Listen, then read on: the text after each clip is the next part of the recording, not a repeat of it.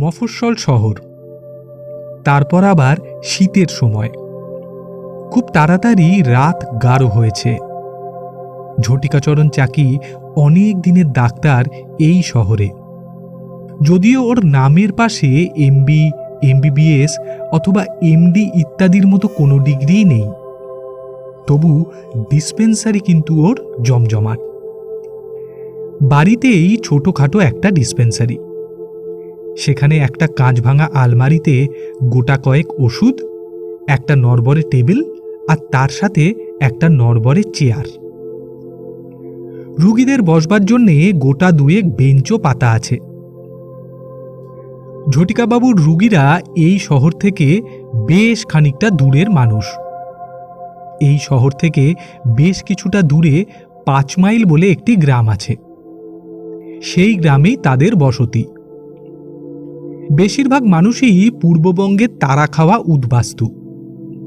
কিছু এদেশীয় মুসলমান ঘরও আছে, তবে সবাই অত্যন্ত গরিব মানুষ। ঝটিকাবাবুকে কল দিলে ওরা অনেক সময় ফিজও দিতে পারে না। এই গাছের তরিতরকারি, এর বাড়ির কলাটা, ওর বাড়ির মূলোটা, এই সব দিয়ে থাকে। ঝটিকাবাবুর দাবি অবশ্য খুব বেশি নয়, উনি এতেই খুশি। তার কাছে যে সমস্ত রুগী আসে অনেকেই তার মধ্যে বেঁচে ফেরে না, তাই বলে কেউ ডাক্তারকে দোষারোপও করে না। ভাগ্যের দোহাই মেনে রুগীর আত্মীয় স্বজন কপাল চাপড়ে চলে যায়। মৃত রুগীর আপনজনদের শোকের অংশীদার হন ডাক্তারবাবু। ঝটিকাবাবুর চোখের জল গরিব মানুষের মন ভেজায়। ইঞ্জেকশনের সিরিঞ্জে প্রায়ই ওষুধ থাকে না, তা আর কি করা যায়? ফিজটা যেমন, ওষুধও তেমন। ডাক্তারবাবু ইঞ্জেকশনের সিরিঞ্জে ডিস্টিলড ওয়াটার ভরে কলেরা, টাইফয়েড এবং টিবি রোগীকে নির্বিশেষে ছুঁচ ফুটিয়ে যান। বোকা মানুষগুলো পরম নির্ভরতায় তাকিয়ে থাকে হাতুড়ে ডাক্তারের চোখের দিকে। সেদিন রাত 9টা হবে।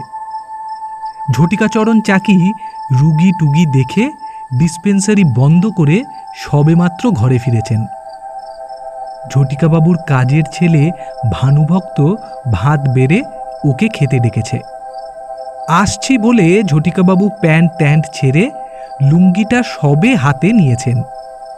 এমন সময় ডাক্তারবাবু, ডাক্তারবাবু বলে কে যেন ডেকে ওঠে। ঝটিকাবাবু স্ত্রী মারা গেছেন অনেক দিন। নিঃসন্তান ঝটিকাবাবু এই কাজের ছেলেটিকে পুত্র স্নেহে মানুষ করেছেন, সেই ওর তদবির তদারকি করে। উনি ভানুকে ডেকে বললেন, বাইরে যে এসেছে তাকে বলে দে কাল সকালে আসতে। বিরক্তিতে কুঁচকে ওঠে ঝটিকাবাবুর ভুরু। বয়সের বলিরেখাগুলো স্পষ্ট হয়ে ওঠে কপালে। আচ্ছা জ্বালাতন, আমার কি আর বিশ্রাম টিশ্রাম করারও সময় নেই? গজর গজর করতে থাকেন ঝটিকাবাবু। ওর পায়ের কাছে অনেকগুলো পাকা কলা, এক রুগী এই মাত্র দিয়ে গেছেন। ঝটিকাবাবুর লোলুপ দৃষ্টি পড়ে কলার ওপরে।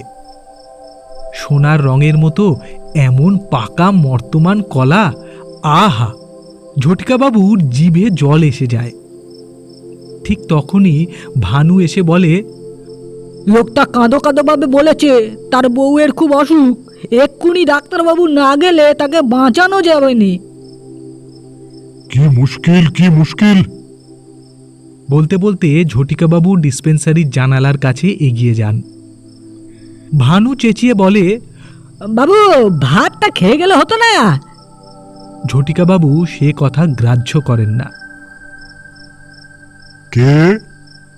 বলে ঝটিকাবাবু মুখ বাড়ান ডিসপেন্সারির জানালায়। রোগা ছিপছিপে একটি লোক এগিয়ে আসে।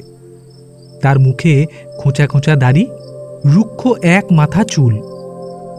এর বেশি অন্ধকারে বোঝার উপায় ছিল না। করুণ গলায় লোকটি বলে, একবার চলেন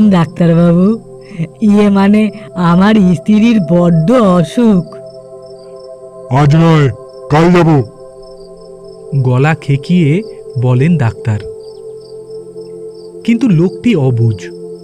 সে কেবলই বলে চলে, চলেন না ডাক্তারবাবু, একটি বার চলেন। আপনি হলেন গরিবের ডাক্তার, গরিবের ওপর দয়া হবে না বাবু? 30 বছর ধরে এই কথাই শুনে আসছেন ঝটিকাবাবু। স্তব বাক্যে পেট ভরে না। লোকটা হয়তো ফিজও দেবে না। তবু স্বভাব দোষ, এরা ডাকলে উনি না গিয়েও পারেন না। কিছুদিন ধরেই ঝটিকাবাবু সর্দি কাশিতে ভুগছেন। গলা ব্যথা, মাথাটাও ঝিমঝিম করে। শরীরটা ভালো না থাকায় মেজাজটাও খিচড়ে থাকে। উনি তিক্ত গলায় বললেন, অন্য ডাক্তার নিয়ে যাও। ফ্যাঁচ করে লোকটি এবার কেঁদেই ফেলে। আমি তো ডাক্তারবাবু আপনার কাছেই এসেছি, আপনি একটু চলেন ডাক্তারবাবু। ওর কাতর গলার স্বর ডাক্তারের মন ছুঁয়ে যায়। ডাক্তারবাবুর মনে হয় লোকটা যেন অনেকদিন খায়নি। আচ্ছা আচ্ছা, ঠিক আছে ঠিক আছে, তোমার বাড়ি কোথায়? আগে 5 মাইল। ডাক্তার জানতেন এই উত্তরটাই ওনাকে শুনতে হবে। তবু ডাক্তার বললেন, সেই শ্মশানের মধ্যে দিয়ে আমায় এখন যেতে হবে? লোকটা দেতো হাসি হেসে বলে, তাতে কি, আপনি তো হামেশাই সেখান দিয়ে যান ডাক্তারবাবু। ঝটিকাবাবুর আর খাওয়া হয় না। উনি ভাবেন রুগী দেখে এসে একেবারে ধীরে সুস্থে খাবেন। অনেককাল আগের পুরনো একটা ফোর্ড গাড়ি আছে ঝটিকাচরণ চাকির। উনি নিজেই সেই গাড়ি চালান। ডাক্তারি করে যা উপায় হয় তাতে খেয়ে পড়ে আর ড্রাইভার রাখা সম্ভব হয় না। ওর গাড়ির ইঞ্জিনটাও প্রায় ঝুরঝুরে। যাই হোক, ঠেলে ঠুলে ওই গাড়ি নিয়েই ঘোরাফেরা করেন ডাক্তার। ঝটিকাবাবু গিয়ে বসেন চালকের আসনে। পিছনের সিটে গিয়ে বসেন ওই লোকটি। গাড়িতে স্টার্ট দিয়ে গাড়ি চালাতে শুরু করেন ডাক্তার।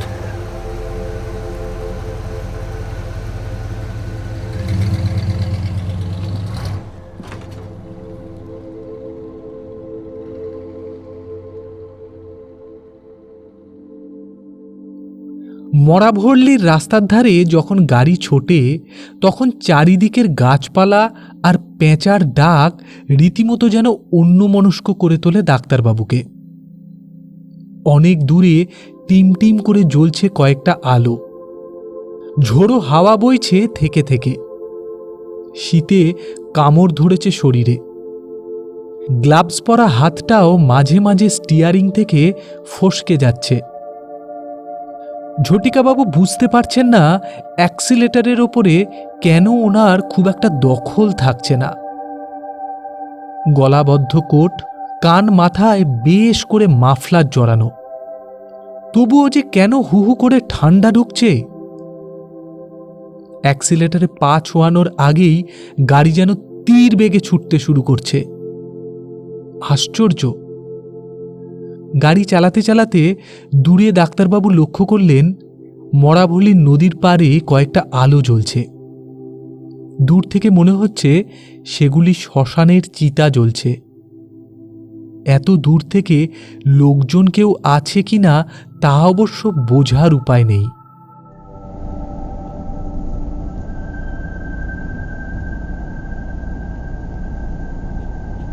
কি ভাই, আর কদ্দূর? সামনে অন্ধকার রাস্তার দিকে তাকিয়ে প্রশ্ন করলেন ঝটিকাবাবু। কিন্তু কোনো সাড়া শব্দ নেই। লোকটি কি ঝিমুচ্ছে নাকি? স্ত্রীর অসুখ, চিন্তায় ভাবনায় হয়তো সে খুবই ক্লান্ত। তবু এই শীতের রাতে এভাবে মুখ বুজে যেতেও ভালো লাগছিল না ডাক্তারবাবু। উনি আবার হাঁকলেন, কি গো, তোমার দেশ কোথায় ছিল গো? তবু কোনো উত্তর নেই। বাধ্য হয়ে পিছন ফিরে তাকান ঝটিকাবাবু। উনি দেখলেন লোকটা ঘাড় গোজ করে বসে রয়েছে।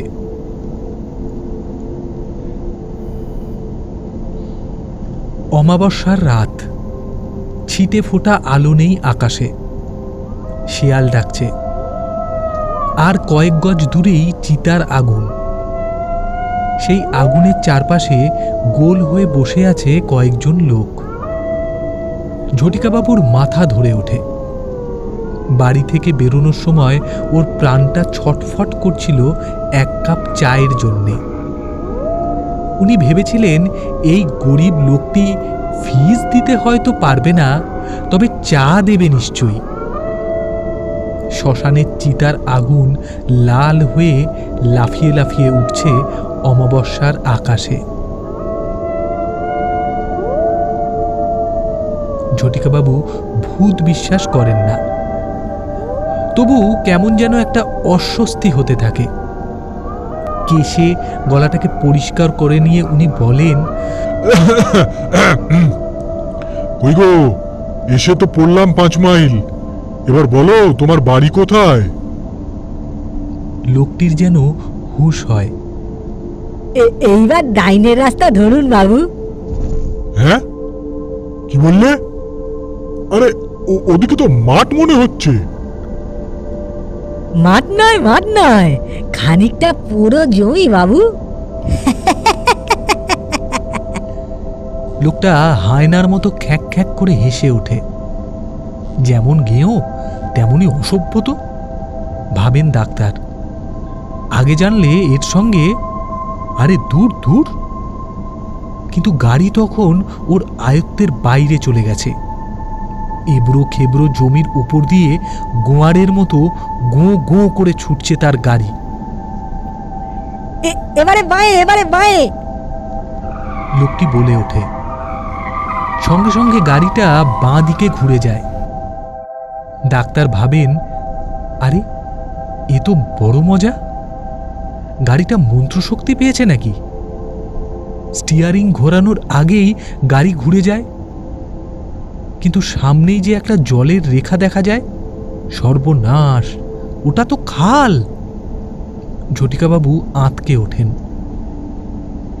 ক্ষুব্ধ বিরক্ত ঝটিকাচরণ চাকি গলায় ঝাঁঝ ঢেলে বলেন, কি হে, এই রাত দুপুরে তুমি কি আমার সঙ্গে ফাজলামি করছো? আর যাবো কোথায়? ওদিকে তো খাদ। লোকটি ফের হাসে, সেই বিশ্রী হাসি। ব্রেক কষেন ডাক্তার। প্রচণ্ড জোরে একটা ধাক্কা খেয়ে গাড়িটা থেমে যায়। আর সেই মুহূর্তে লোকটা বলে ওঠে, আসুন ডাক্তারবাবু আসুন, ওই সামনেই আমার চালা ঘর।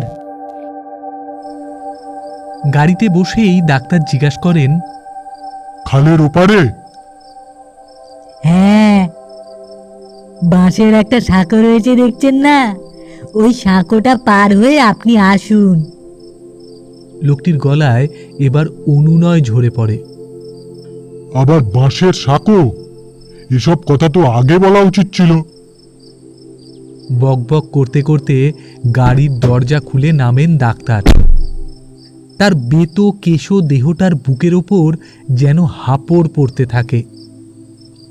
স্টেথোস্কোপ আর ওষুধের বাক্সটা হাতে নিয়ে ডাক্তার হাঁটেন লোকটির পিছন পিছন। সাঁকোর ওপর দিয়ে যাবার সময় ক্যাঁচ ক্যাঁচ করে আওয়াজ হতে থাকে। কিন্তু লোকটির হাঁটা এতই দ্রুত যে চোখের পলকে সে যেন বাতাসের মতো মিলিয়ে যায়। আজকাল চোখে কম দেখেন ঝটিকাচরণ। বাঁ দিকের চোখটায় সামান্য ছানি পড়েছে, তাই ডাক্তার ভাবেন ওটা হয়তো তার চোখের গোলমাল। বাঁশের সাঁকো পেরিয়েই একটি চালাঘর। লোকটি যেন আদর করে ডাকেন, আসুন ডাক্তারবাবু আসুন। তুমি কোথায়? আরে একটু আলো টালো ধরো। চাপার আগে বলেন ডাক্তার, যেন হাওয়ার ভেতর থেকে কথা ভেসে আসে। এই যে ডাক্তারবাবু, আমি এইখানে, আর কেরোসিনের যা দাম, আলো জ্বালাবো কি করে?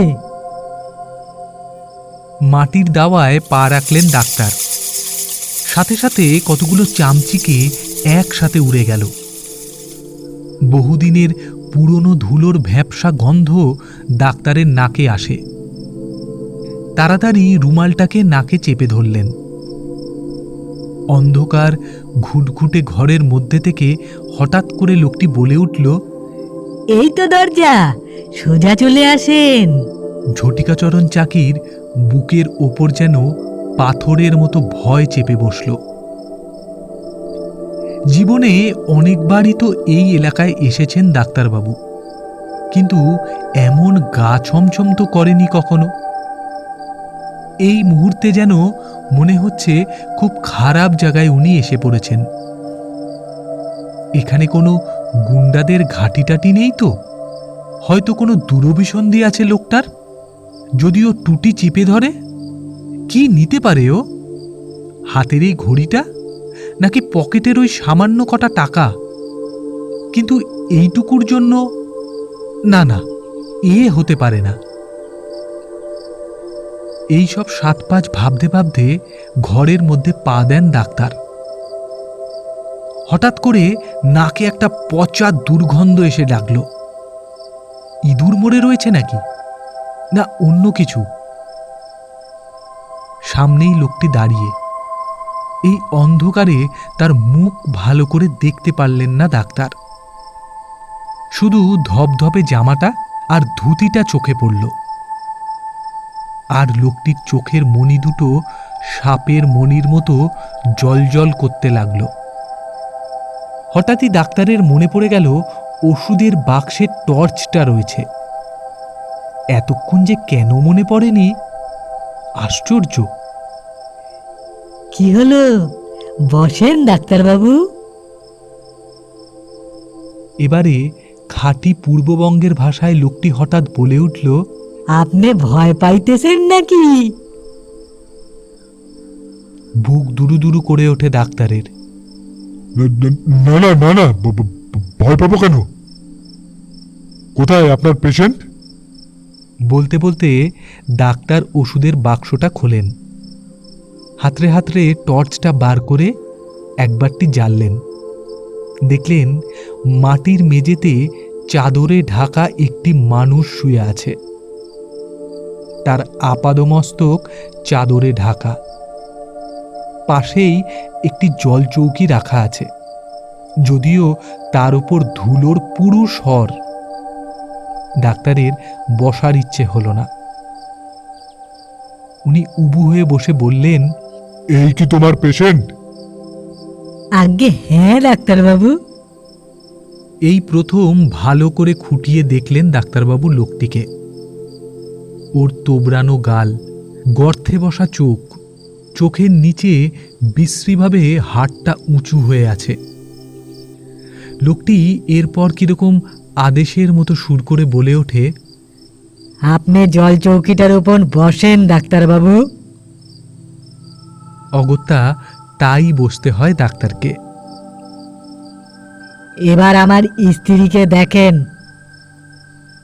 কথাটা বলেই লোকটা অন্ধকারে কোথায় যেন সরে যায়।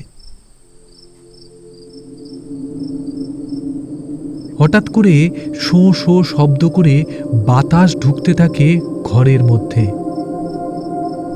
অনেক দূর থেকে ভেসে আসে, বলো হরি হরি বল, বলো হরি হরি বল।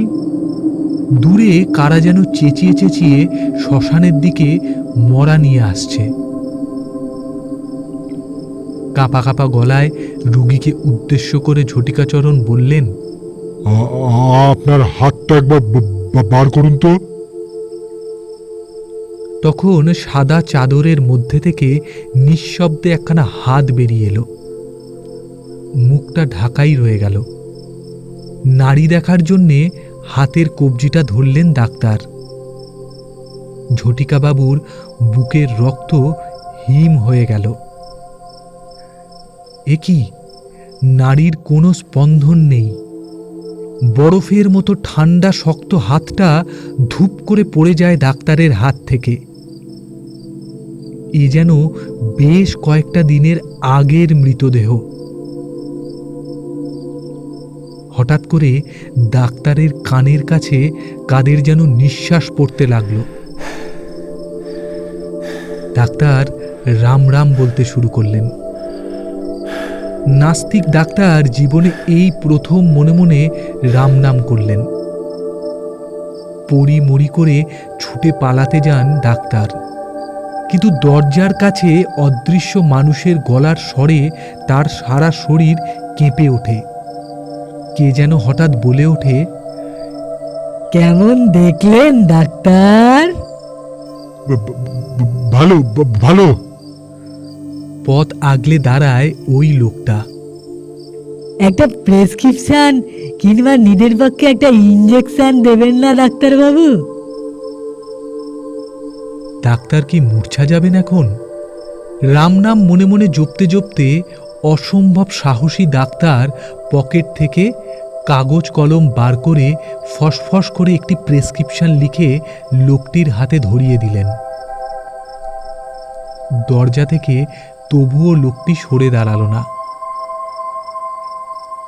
এবার লোকটি বলে উঠল, ডাক্তারবাবু, একটা ইঞ্জেকশন দিন।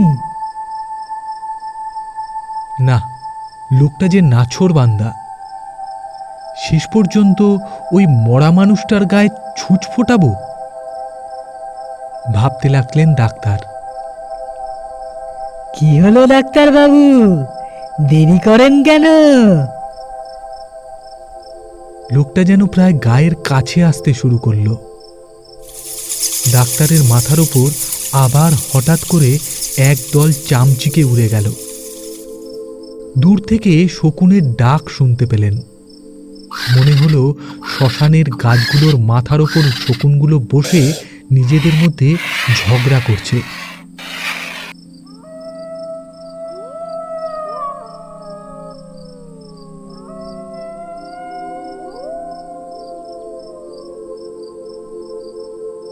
শকুনের ডাক আর চামচিকের লুটোপুটি, তার সাথে শেয়ালের ডাক মিলে মিশে অদ্ভুত একটা আওয়াজ তৈরি হলো। ডাক্তারের বুকের মধ্যেও সেই আওয়াজ বাজতে লাগলো। সেই ডিস্টিল ওয়াটার ভরা ইঞ্জেকশনের সিরিঞ্জটা মেঝেতে শোয়া মরা মানুষটার হাতে ফুটিয়ে দিলেন ডাক্তার। হঠাৎ ওই মানুষটার মুখের উপর থেকে চাদরটা সরে গেল। নাকি নাকি সুরে হঠাৎ করে স্ত্রীলোকটি বলে উঠল, এ কি কলের জল বাবু? 10 দিন আগে এই ছুট ফুটাইয়াই তো আমারে মারছিলেন ডাক্তার বাবু। হ্যাঁ, সর্বনাশ! 10 দিন আগে? কিন্তু এ তো সে বাড়ি নয়, অন্য আরেকজনের বাড়ি ছিল। হ্যাঁ হ্যাঁ, মনে পড়েছে, কলেরা রোগী। এই সব মনে মনে ভাবতে লাগলেন ডাক্তার। এরম সময় হঠাৎ করে কোথা থেকে একটা হাওয়া এসে মরার উপরের চাদরটা উড়িয়ে নিয়ে চলে গেল। ডাক্তার দেখলেন সেখানে পড়ে আছে একটা আস্ত কঙ্কাল, যার চারিদিকে গিজগিজ করছে কালো কালো কিসব পোকা। এই দৃশ্য দেখে ডাক্তার আর নিজেকে স্থির রাখতে পারলেন না। নিজের ওষুধের বাক্স সেখানেই ফেলে এক ছুটে ঘর থেকে বেরিয়ে গেলেন। দৌড়তে শুরু করলেন ফাঁকা মাঠ ধরে। তার মনে হতে লাগলো পেছন পেছন কারা যেন ছুটে আসছে আর তাকে বলছে, ডাক্তারবাবু, আপনার ফিজটা নিয়ে যান। ডাক্তার কোনো দিকে না তাকিয়ে ঊর্ধ্বশ্বাসে ছুটতে শুরু করলেন।